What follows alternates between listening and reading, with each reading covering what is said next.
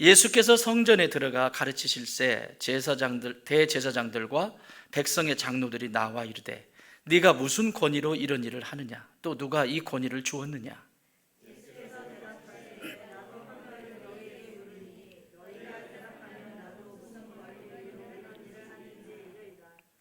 요한의 세례가 어디로부터 왔느냐? 하늘로부터냐? 사람으로부터냐? 그들이 서로 의논하여 이르되 만일 하늘로부터라 하면 어찌하여 그를 믿지 아니하였느냐 할 것이요.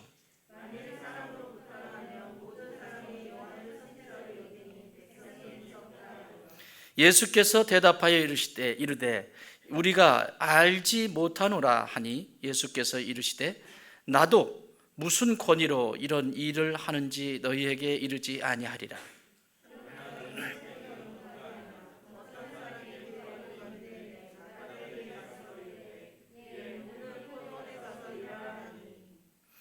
대답하여 이르되 아버지 가겠나이다 하더니 가지 아니하고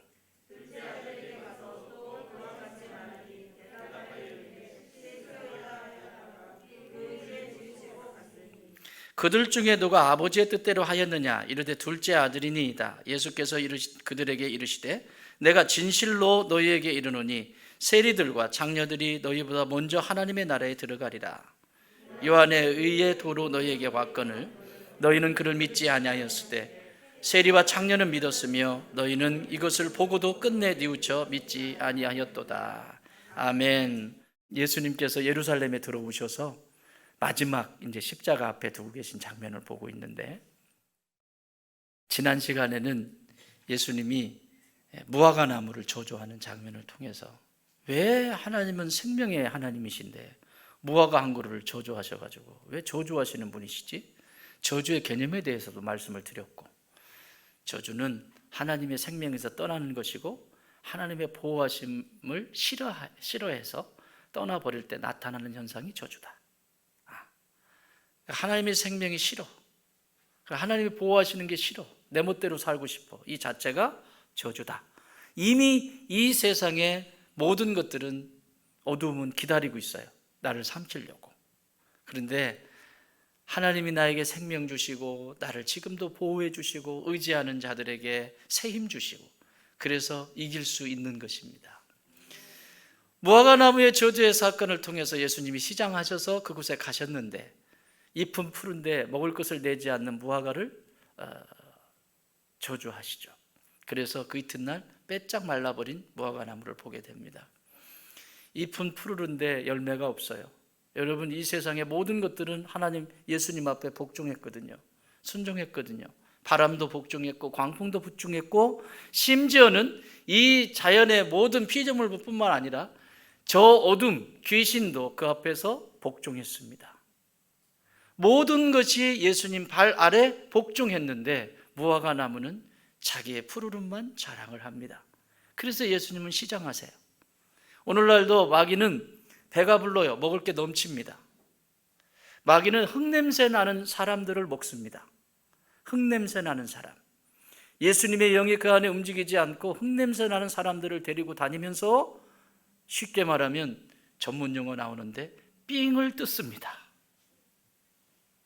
이곳으로 데리고 다니고 저곳으로 데리고 다니면서 계속해서 자신의 배를 채워요. 그래서 마귀의 집에 가면 냉장고가 꽉 차 있어요. 그런데 예수님의 집에 가면 냉장고가 텅텅 비어 있어요. 예수님은 순종하는 사람들의 열매를 드십니다. 하나님 나라의 냉장고가 개인별로 하나씩 있다면 내 냉장고에는 예수님이 드실 만한 것들이 얼마나 있을까? 나는 과연 이 땅을 살아가면서 얼만큼 예수님의 말씀 앞에 순종하고 부대끼며 그것을 살아가기 위해서 하나님 앞에 기도하고 무릎 꿇고 눈물을 흘렸나? 세상에 보이는 것, 내가 갖고 싶은 것, 누리고 싶은 것 많이 있지만 그 권리를 포기하고 그분의 냉장고를 채우기 위해서, 그분의 허기진 배를 채우기 위해서 나는 어떻게 하였나? 제 방에도 가면 때 되면 이렇게 냉장고를 채워주시는 분들이 계세요. 한 번씩 이렇게 쓱 나왔을 때 열어보고 가나 봐.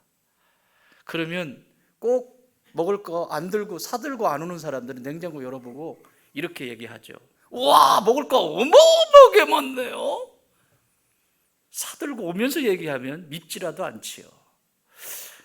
예, 그거 다 이렇게 채워 놓으신 겁니다. 다음에 올 때는 채워 넣으세요. 아셨어요? 이렇게 오셔서 먹을 걸 이렇게 채워서 넣어놓고 주스도 넣어놓고, 그러면 손님들 오면 같이 또 마시고 먹고 이렇게 합니다. 예수님의 집에 냉장고에 텅텅 비어 있어서 예수님의 허기진 모습을 지난주에 우리는 봤어요.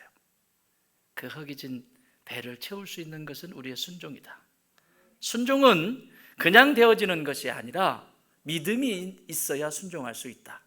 내가 믿은 만큼 순종하게 돼 있어요. 내가 부모님을 믿은 만큼 부모님의 말씀을 자녀들은 따르게 돼 있어요. 믿을 수 없게 했는데 어떻게 내가 부모님을 따라가겠어요? 그러나 예수님은 그런 분이 아니시잖아요. 나약한 인간처럼, 인간의 부모처럼 실수투성이고 늘 무너지는 그런 투성이가 아니잖아요. 예수님은 완전하신 분이시잖아요. 그래서 믿은 만큼, 예수님을 경험한 만큼 순종하게 돼 있어요. 믿음의 지경이 넓어진 만큼 순종하게 돼 있어요. 순종하냐 순종하지 않냐는 거기서 결정이 돼요. 또 더 나아가서 믿음은 어떻게 자라냐?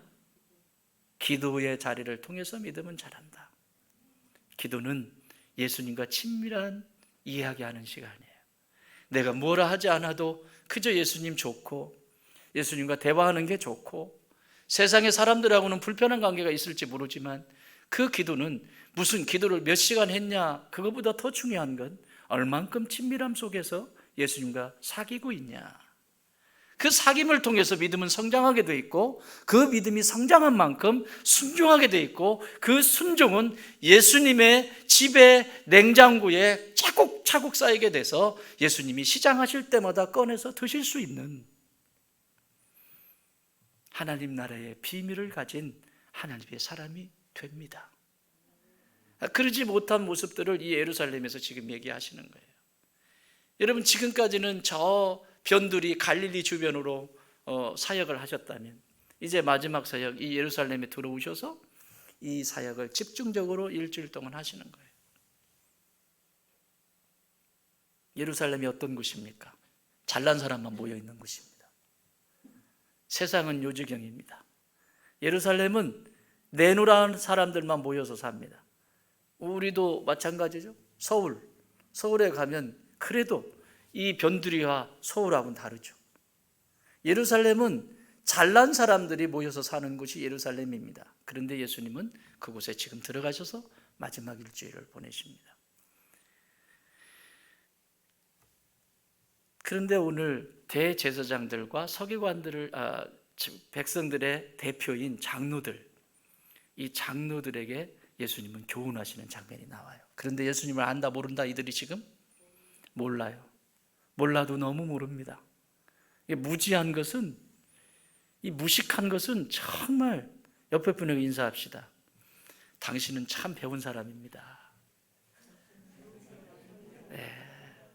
당신은 참 교양이 있으신 분입니다.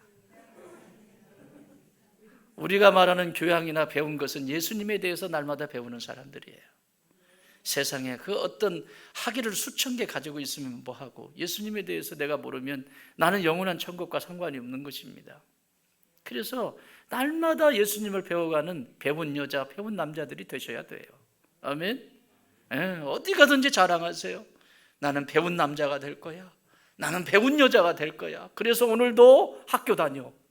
이렇게 말이에요. 저희 집 큰아이가 보는 드라마 중에서 25, 21라고 하는 드라마가 있습니다. 이 아이가 이 드라마를 굉장히 좋아해서 아빠 이거 굉장히 재밌어, 푸릇푸릇해, 한번 봐볼래요? 그래서 봤는데 그 내용은 이렇습니다. 국가대표 펜싱 선수, 펜싱에 대한 얘기입니다. 펜싱을 하는데 국가대표 선수 고유림인가? 고유림이죠.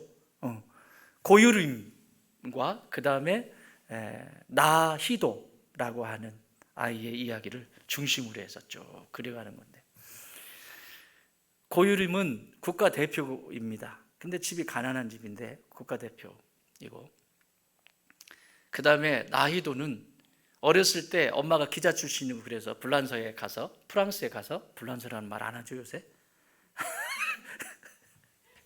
미안해요. 프랑스에 가서 있어서 그 프랑스어도 할 줄 알고, 프랑스에서 펜싱 언어들이 프랑스어잖아요. 프랑스어잖아요. 배우고, 펜싱도 아버지를 통해서 거기서 이제 배우게 되고, 어린 시절에 펜싱을 배웁니다. 그리고 이제 본국에 돌아왔는데 펜싱을 하지 않고 그냥 학교만 다녔죠. 그러다가 고유름이라고 하는 이 아이를 보면서 펜싱의 꿈을 다시 펼치기 시작하고 우상이 되어 버립니다. 어떻게 저렇게 잘하는가? 그래가지고 얘 가까이, 이 나희도라고라 얘 가까이 가는 것도 막 부끄러워할 정도로 이러는데, 얘가 열심히 이제 펜싱을 시작하기 시작했어요. 그래서 열심히 해가지고 실력이 올라가기 시작하고 드디어 선수 선발대회에 나가게 됩니다. 그리고 아시안 게임에까지 국가대표로 발탁이 되고 아시안 게임에 가게 됩니다. 그때까지만 해도 둘의 관계는 굉장히 푸릇푸릇하고 좋은 관계인데, 이제 게임 안에서 둘이 붙게 돼요. 이 두 사람이 붙게 되는데, 이 고유름이라고 하는 아이, 국가대표가, 얘가 신인인데 쭉쭉 성장하는 모습을 보면서 시기하고 질투하고 막 그럽니다. 그런데 나희도는 여전히 그 유림이라고 하는 그 아이에 대해서 막 너무 좋아하는 감정이 있고, 그런데 어느 날 그 아이의 대하는 태도나 방식에 대해서 실망을 갖기 시작해요. 그리고 맨 마지막에 둘이 경기가 붙게 됩니다. 막상막하합니다. 그러다가 마지막 거의 동시에 칼끝이 닿는데 나희도가 조금 빨랐어요. 그래서 나희도 국제심판은 나희도에게 승기를 들어줬는데 고유름이는 그것을 견딜 수가 없습니다. 이거는 내가 빨랐다. 국가대표잖아요. 그리고 이 사람은 세계에서 자기가 금메달리스트잖아요. 그러니까 주장하니까 기자들이 난리가 났습니다. 어려운 상황이 됐죠. 그리고 둘이도 그 기자회견하는 자리에서 뛰쳐나오고 둘이 붙게 됩니다. 맞붙이게 되는데, 그때 하는 말이 기억이 나요. 씩씩거리기만 하는 고유림, 자기의 챔피언의 자리를 잃어버리는 자기의 자리를 잃어버릴까 봐. 그러나 자기가 졌잖아요. 그때 나희도가 유명한 말을 해요. 무슨 말을 하냐면 이렇게 말합니다. 그럼 나보고 어떡하라고? 네가 칼끝을 왼쪽으로 하면 네가 그 다음에 어떻게 할지를 내가 아는데, 네가 발을 이렇게 하면 네가 어떻게 나한테 공격할지를 나는 아는데, 그게 보이는데 그러면 나보고 어떡하라고?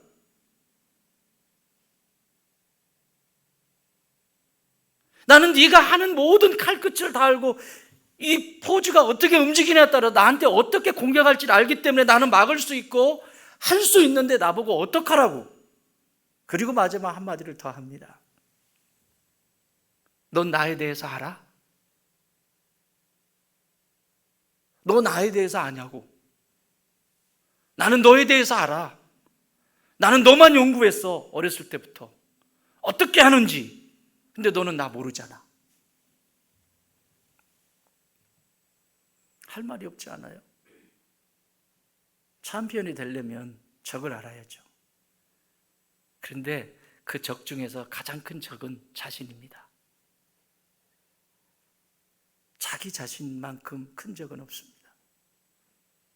그래서 하나님은 자기 자신을 보지 못하기 때문에, 이게 자기 자신이 적인데 자기를 못 봐요.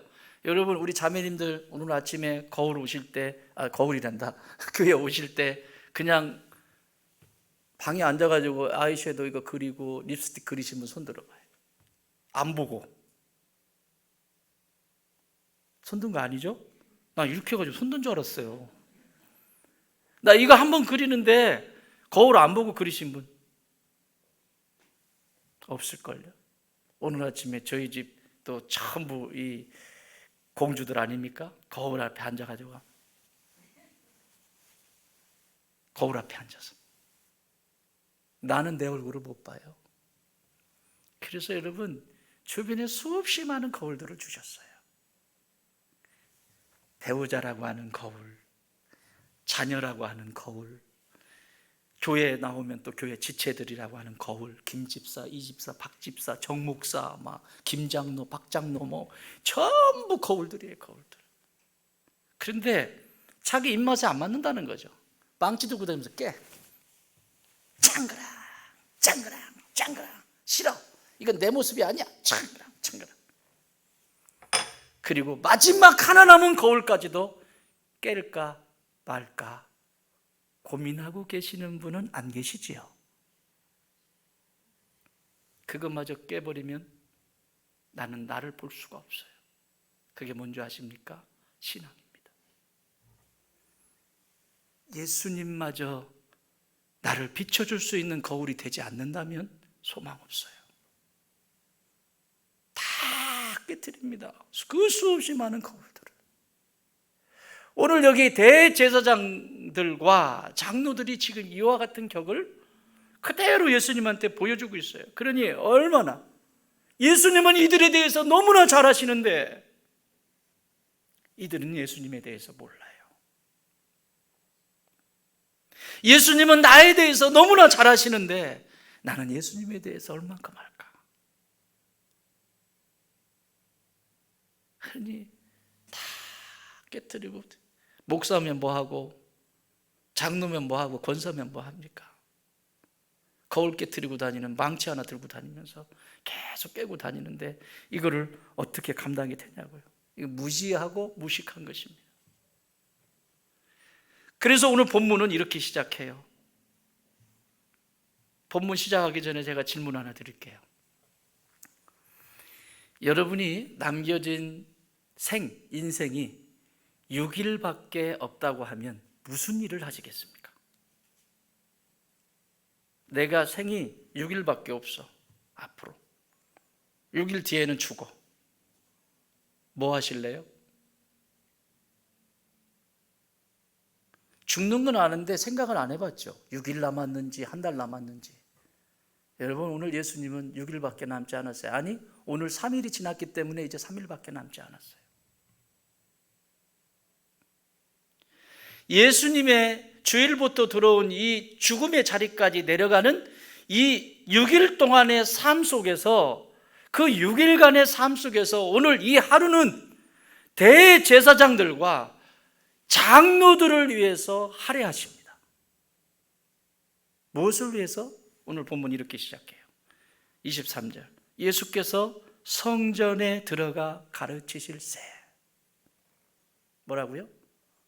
예수께서 성전에 들어가 가르치실세. 마지막으로 세상적으로 존경받는 이 사람들을 향해서 예수님은 그 성전에서 가르쳐 주세요.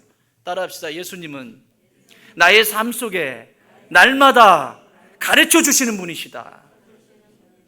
여러분 예수님 마지막까지 가르치세요. 무엇에 대해서 가르칠까요?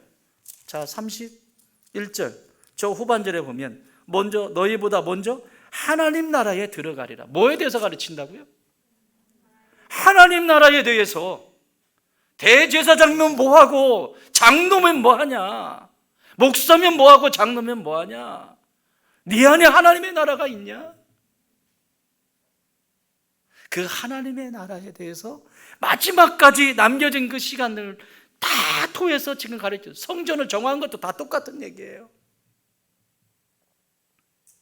이 대제사장들과 장로들에게 이 시간을 할애하십니다. 성전에 들어가 가르치실세. 외면적으로 볼 때는 아무 문제가 없는 것 같은데 그 안은 소망이 없고 그 안에 성전에 예수님은 기회를 주시고 계시죠. 저와 여러분이 성전 아닙니까? 하나님이 지금도 우리에게 성령께서 기회를 주시는 거 아닙니까? 찾아오셔서 가르쳐 주시고 예수님은 끝까지 가르치세요. 그래서 오늘 본문도 보면요 여러분이 읽어보셔서 아시겠지만 본문이 길지요. 길지만 딱 하나예요. 가르치셨다. 뭐에 대해서? 하나님의 나라에 대해서. 나머지 중간에 있는 모든 내용은 이걸 부연 설명하기 위해서, 따라합시다. 예수님은 말귀를 못 알아들을 때 말씀이 길어지신다. 아멘. 제가 설교가 긴 것은 얘기 안 하겠어요. 예수님은 보세요. 이 내용 말고도 예수님이 말씀하실 때 보면 그 구조를 보세요. 이 사람들이 현재 지금 여기 있는 사람들이 말귀를 빨리 알아들으면 푹푹 지나가요. 그런데 말귀를 못 알아들으면 비유를 가지고 와서, 지금도 비유 쓰잖아요. 저기 저 포도원의 일꾼에 대한 비유, 첫째 아들을 가라고 그랬더니 예 했는데 안 갔고, 둘째 아들 보냈더니 아니요 했는데 나중에 보니까 뉘우쳐서 가 있고, 이런 부연적인 설명을 쭉 하시는 거예요. 간단해요. 가르치신 대로 했다 안 했다? 안 했다. 그렇게 가르쳐 주시는데도 이 대제사장들과 장로들은 귀에 들리질 않아요. 왜 안 들릴까요? 그 다음 이렇게 기록되어 있습니다. 이르되 네가 무슨 권위로 이런 일을 하느냐, 또 누가 이 권위를 주었느냐, 예수님한테 묻는 거예요. 지금 무슨 권위로 이런 일을 하냐. 이런 일이 뭡니까? 예루살렘에 들어와서, 예루살렘에 들어올 때부터 나귀 타고 들어오고 호산나 하면서 막 이러고 들어왔고, 성전 뒤집어 엎고 뭐 다 쫓아내고, 그리고 사람들, 성전에 들어온 사람들, 병든 자들 고쳐주시고, 이런 일들, 더 나아가서 예수님의 공생애 동안에 저 갈릴리로부터 일어났던 모든 이적들, 이런 일들의 권위가 어디로부터 왔냐는 얘기죠. 그리고 누가 이런 권위를 주었냐라고 묻고 있는 것입니다. 누가 줬을까요? 하나님이 주셨겠죠. 그런데 질문 자체가 잘못 질문하고 있는 겁니다. 지금 이 종교 지도자들은. 여러분, 권세, 이게 한글 번역, 개역 한글 이전의 버전에는 권세 이렇게 번역이 되어 있고, 지금 우리는 권위로 번역이 되어 있는데 authority입니다. authority. 영어로는 이 엑수시아라고 하는 그리스 말의 뜻은 무슨 얘기냐면 이런 거예요.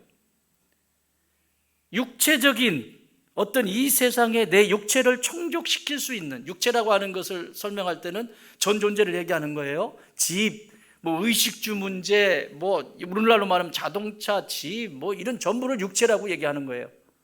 응? 이런 것들이 어디로부터 왔냐, 이런 데 관심 있을 때 권세라고 말하는 거고요. 또 정신적인 거, 어떤 사람의 정신적인 영향을 받는, 이것도 권세라고 말을 해요. 그러나 권능은 완전히 다릅니다. 권능이라고 말한 권능은 듀나미스예요. 듀나미스. 파워라고 영어로 번역해도 안 되고요. 이건 미라클입니다. 미라클. 생전에 보지도 듣지도 못한 일이 일어나는 것을 권능이라고 그래요. 그런데 예수님을 소개할 때는 항상 이 권능이라고 말했어요.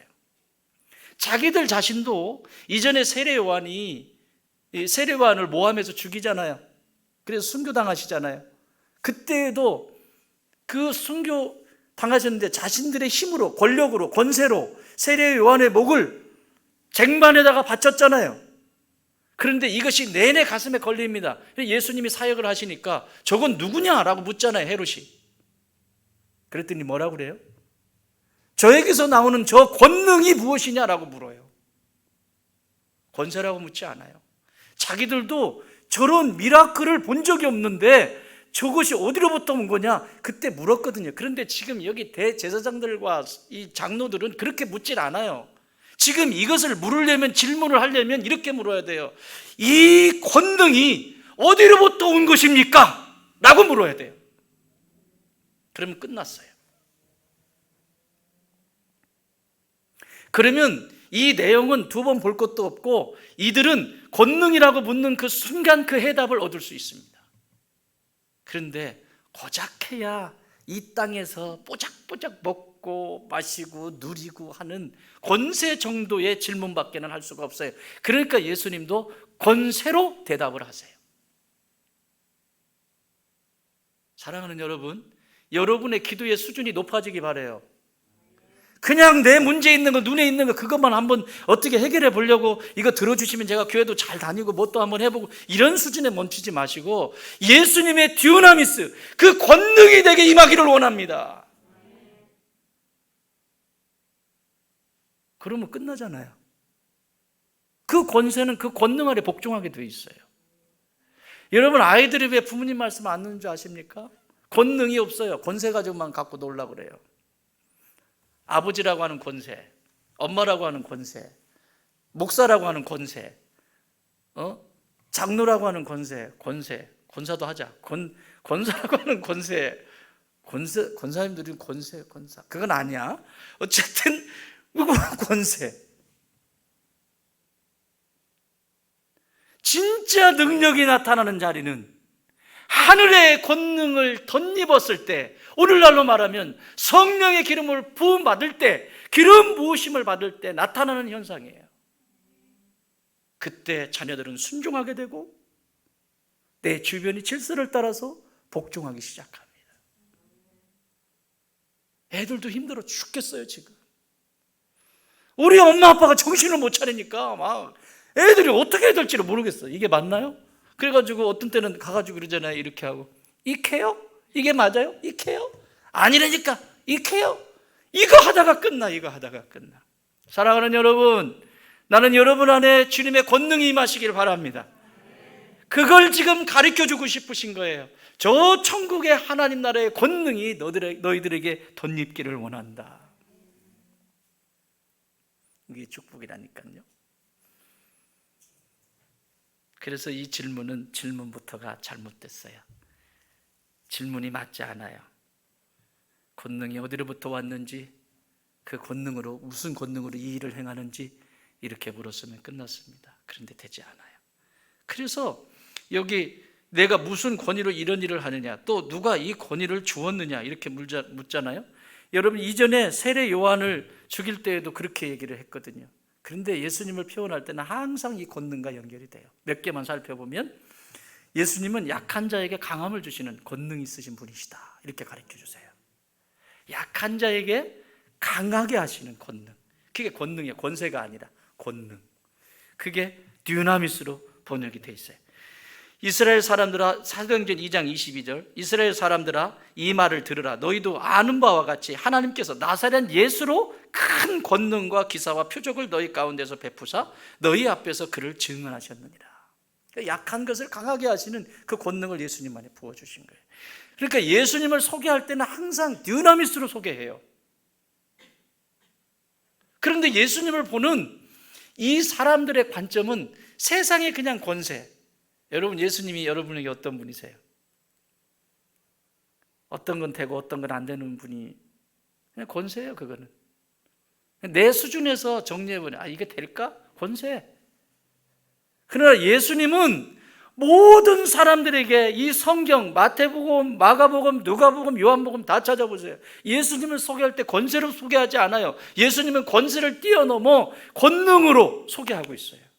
그것이 어디에서 나오냐? 사도행전 1장 8절에서 나오는 거예요. 제자들이 예수님 따라다닐 때는 그 권세로 귀신도 쫓아내고 뭐 이런 일 하잖아요. 그런데 이제 성령이 그들에게 임하실 때 그 권능이 임하잖아요. 할렐루야. 그 듀나미스가 임해서 겁이 없어요. 겁이. 쌀이 다 떨어졌어. 겁이 없다니까. 쌀 한번 떨어져 봐라. 쌀 떨어진 적이 요새는 없어가지고 그러는구나. 제가 신학교 다닐 때 제 얘기해서 죄송해요. 그제 이제 아이들이 이제 코로나 앓고 왔잖아요. 근데 둘째가 먼저 내려왔어요. 아빠 너무 보고 싶어요. 2주를 넘게 못 봤는데 내가 어떻게 이거, 나 무조건 회사 끝나면 집으로 갈 거야. 그래서 아니 천천히 토요일 아침에 일찍. 아니야. 난 내가 끝나면 내려갈 거야. 내려왔어요. 내려왔는데 밥 먹고 여기 무릎에 베가지고 막 누워가지고 뭐라고 떠드는데 아빠, 근데요 이게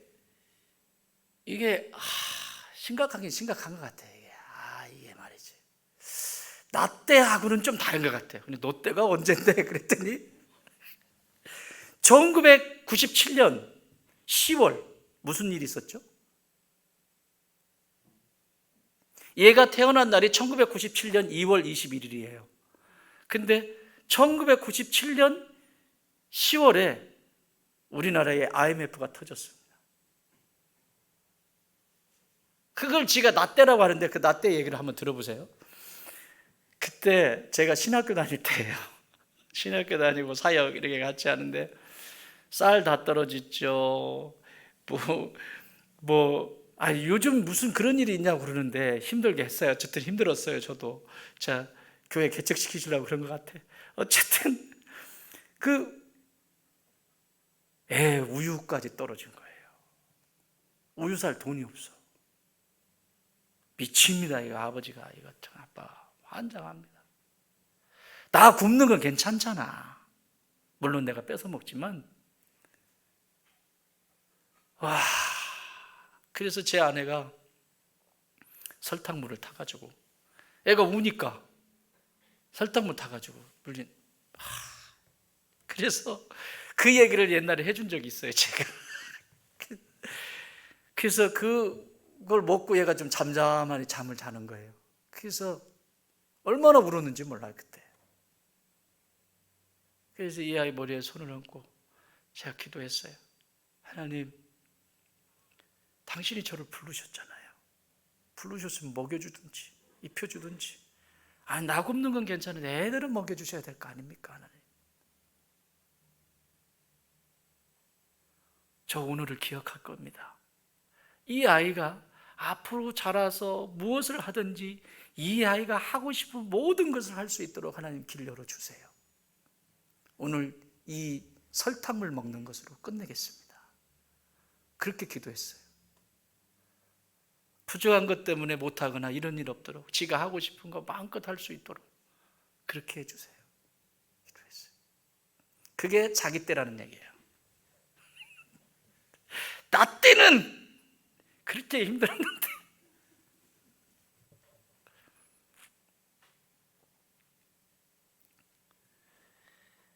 예수님은 우리의 연약함을 강하게 하세요.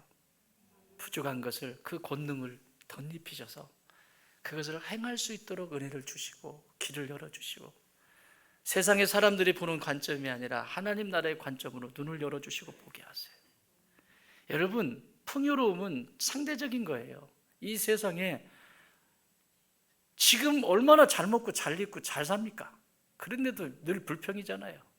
상대적인 거예요. 내가 어떻게 보느냐에 따라서 다르다고요. 그 시각을. 그걸 귀히 여기고 감사히 여기면 강함이 되는 거죠.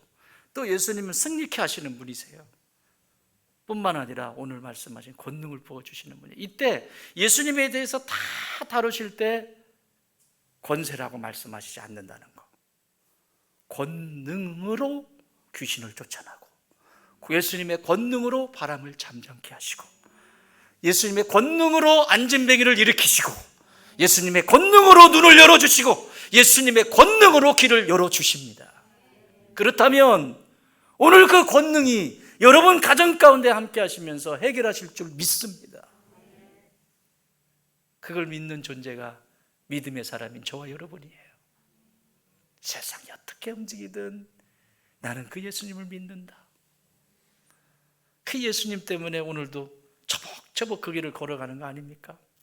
그 천성을 향해서 하루하루 걸어가는 거 아닙니까? 그런데 오늘 이 대제사장들과 장로들은 자신의 연약함을 오히려 이 권세, 자신들이 가지고 있는 권세로 숨어버려요.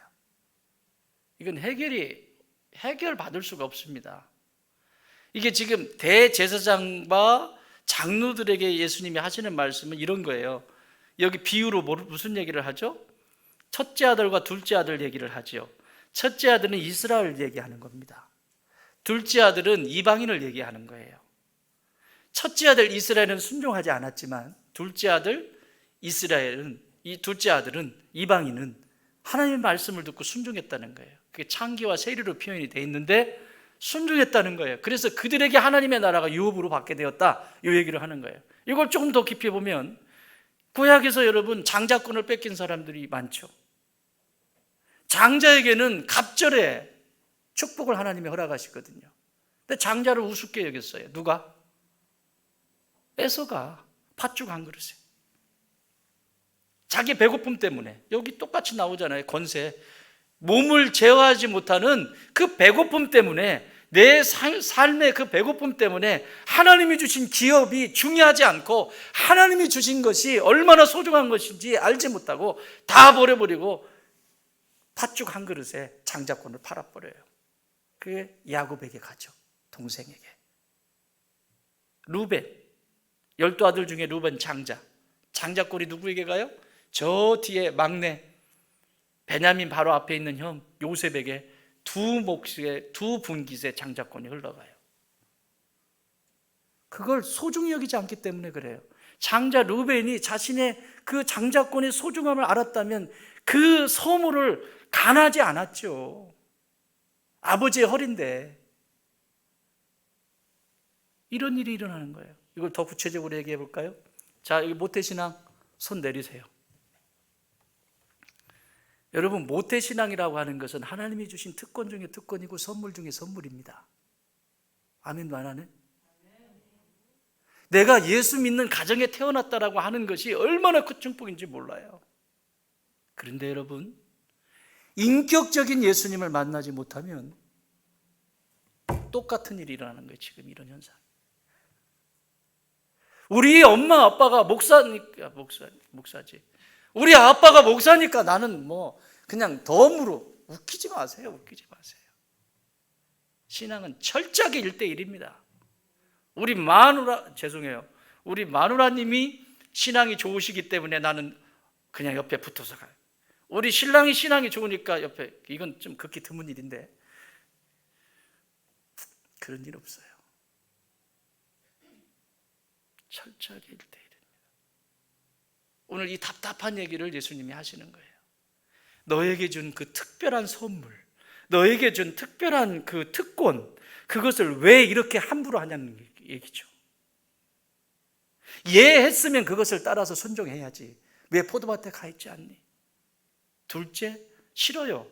그랬지만 나중에 뉘우쳐서 포도밭에 가서 일하고 있는 둘째를 보면서 아버지는 그에게 유업을 주시잖아요. 그게 하나님의 나라를 주셨다라고 설명을 끝나잖아요. 사랑하는 여러분, 연약함을 권위로 감추지 마세요. 또 나의 부족함을 이 사람들은 율법으로 덮어버립니다. 내가 성경도 많이 보고, 내가 교회에서 목사고 장로고, 내가 뭐고, 나는 목사의 자제고, 장로의 자제고, 권사의 자제고, 이런 얘기 하지 마. 하지 마요. 큰일 나요. 자신의 부족함을 부족한 대로 저 십자가 앞에 가지고 갈 때 그 은혜 안에서 내가 드러나고 내가 다시 살기 시작한 건데, 그 부족함을 율법이라고 하는 이 세상에 수없이 많은 종교의 형식을 가지고 다 덮어버립니다. 그래서 예수님이 도와주실 수가 없어요. 마지막까지 이제 내일 모레면 십자가에 못 박히셔야 되는데 이때까지도 지금 하나님 나라를 가리키는데도 알아듣질 못합니다. 결국은 예수님을 십자가에 못 박아버리는 장본인들이 됩니다. 이 사람들이. 아세요? 교회도 그렇습니다.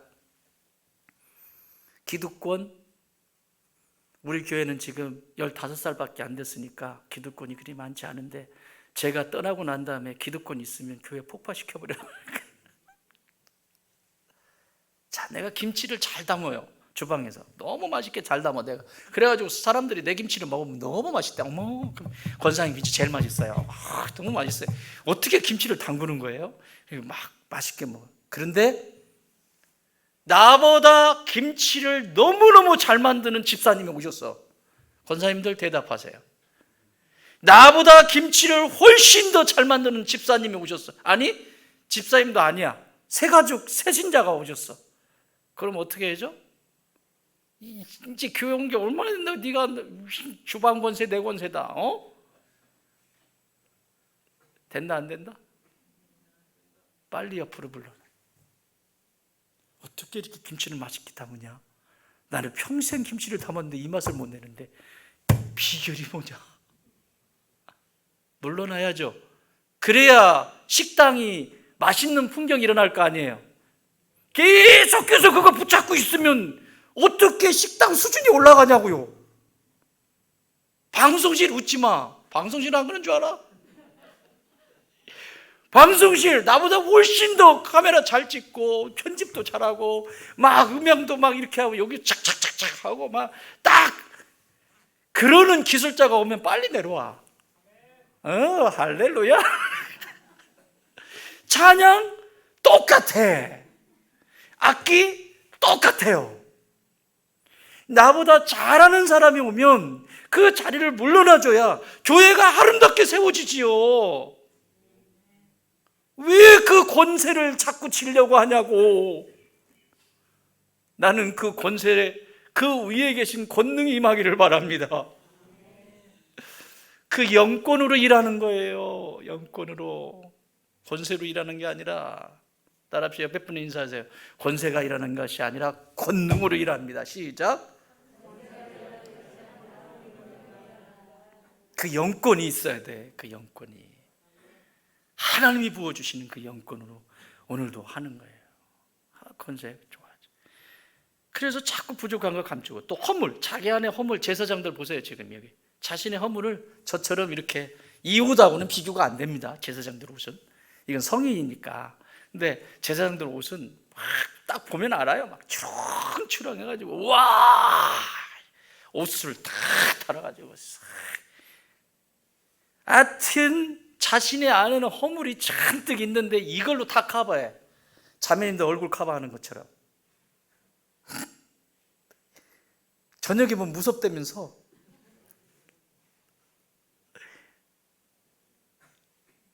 이 옷으로 다 커버해. 무슨 옷을 입어야 된다? 예수님의 그리스도의 의의 옷을 입어야지요.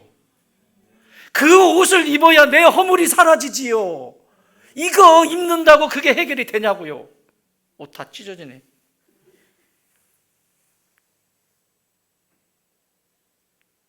이게 무지함에서 오는 결과입니다. 그래서 예수님은 기회를 주세요. 여기 보십시오. 권능인지 권세인지도 알지 못하는 이들에게 예수님께서 이제 주세요. 자, 27절 보면 예수께서 대답하여 이르시되 우리가 알지 못하노라 하니 예수께서 이르시되 나도 무슨 권위로 이런 일을 하는지 너에게 이르지 않을 거라. 권위로 부르니까 니네도 대답 못하니까. 누구에 대한 얘기예요? 세례 요한에 대한 얘기. 세례 요한이 와서 죄사함이 있고 막 회개가 일어나고 사람들이 군인들도 회개하고 이러니까 시기하고 질투해가지고 죽여버리잖아요. 그냥 목을 날려버려요. 그냥 권세로 자신이 힘을 쓸 수 있는 권세로 다 할 수 있습니다. 목을 칠 수도 있고 다 할 수 있습니다. 그러나 하나님이 부어주시는 그 권능 앞에는 어쩔 수가 없습니다. 그래서 예수님은 너의 생명을 죽이는 자를 두려워하지 말고 너의 생명뿐만 아니라 너의 영혼까지도 책임지시는, 그것도 심판하실 수 있는 그분을 두려워하라.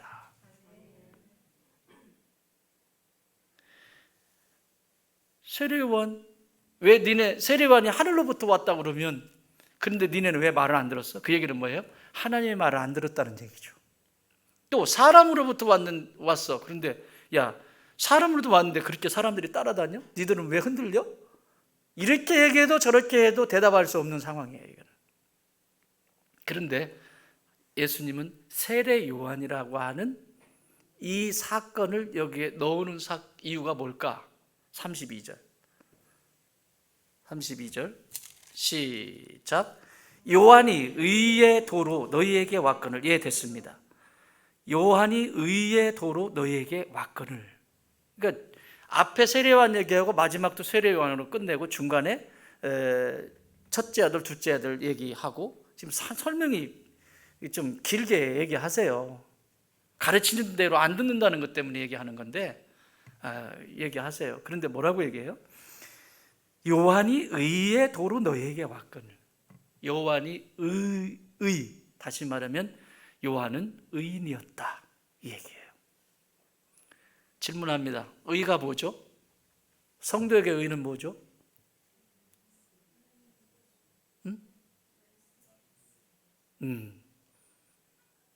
새벽에 나온 분들은 대답을 하네. 내가 도덕적으로 규범적으로 나는 잘못한 게 없어, 그게 의가 아니라 성경이 우리에게 가르쳐주는 의는 뭐냐면 righteousness라고 하는 의는 하나님의 말씀이에요. 그 의가 이 땅에, 말씀이 이 땅에 오신 분이 예수님이고, 그런데 사도 요한은 그 말씀대로 살았다는 거예요. 그러면 의는 하나님의 말씀이고 그 말씀을 따라서 순종하는 사람을 의인이라고 하는 거예요. 세상이 말하는 의의 기준이 달라요. 왜? 하나님의 말씀은 변함이 없으니까. 세상의 기준은 얼마든지 바뀔 수 있거든요. 여기서는 반갑다고 악수하는 것이 저 나라에 가면 너 나하고 싸울래? 법이 다르잖아요. 그걸 의라고 말할 수 있습니까? 그러나 하나님의 법은 의예요. 변하지 않아요.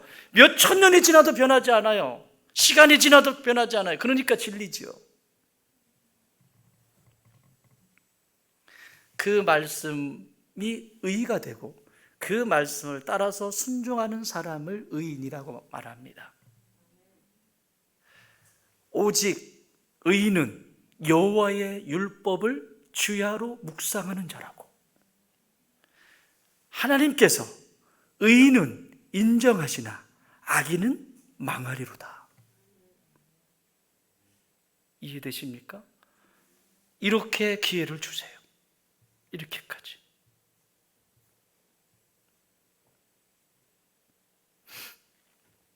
첫째 아들 간다고 예하고 말 안 듣죠. 선택받았는. 둘째 아들 안 갈래요. 근데 나중에 뭐하고 갔다고 그래요? 뉘우치고. 굉장히 중요해요. 뉘우치고. 성도의 가장 아름다운 순간은 언제라고요? 회개, 뉘우치는 거예요. 우린 실수할 수 있고 넘어질 수 있습니다. 근데 그걸 인정하고 뉘우치는 것만큼 아름다운 순간은 없어요. 왜? 그때부터 새로 시작되니까. 그리고 그때부터 진짜 생명이 시작이 되니까. 그거 없이 내가 나단다는 것은 있을 수 없는 일입니다. 누가복음 15장에도 보면 첫째 아들, 둘째 아들 얘기가 나오죠. 둘째 아들 허랑방탕하고 아버지 유산 갖다가 세상에 돌아가시지도 않았는데 유산 받아가지고 가서 자기 하고 싶은 거 다 하고 거지 되죠. 심지어는 먹을 것이 없어요. 돼지가 먹는 지엽 열매도 먹을 게 없어. 그러니까 거지가 돼가지고 떡이 돼가지고 오잖아요. 근데 아버지는 그때까지도 매일 나가서 기다리시잖아요. 그게 무슨 얘기예요? 언제든지 회개하고 돌아오면 너희가 세상에서 어떻게 살았든지, 네가 세상에서 어떤 생각과 어떤 가치관을 가지고 살았든지 누구든지 언제나 돌아오기만 하면 받아주실 수 있는 준비가 돼 있으신 분, 그분이 저와 여러분의 아버지이십니다. 그 얘기 하시는 거예요. 그런데 이들은 어떻게 했다? 이 32절 시작. 요한이 의에 도로 너에게 왔거늘 너희는 그를 믿지 아니하였으되 세리와 창녀는 믿었으며 너희는 이것을 보고도 끝내 뉘우쳐 믿지 아니하였도다.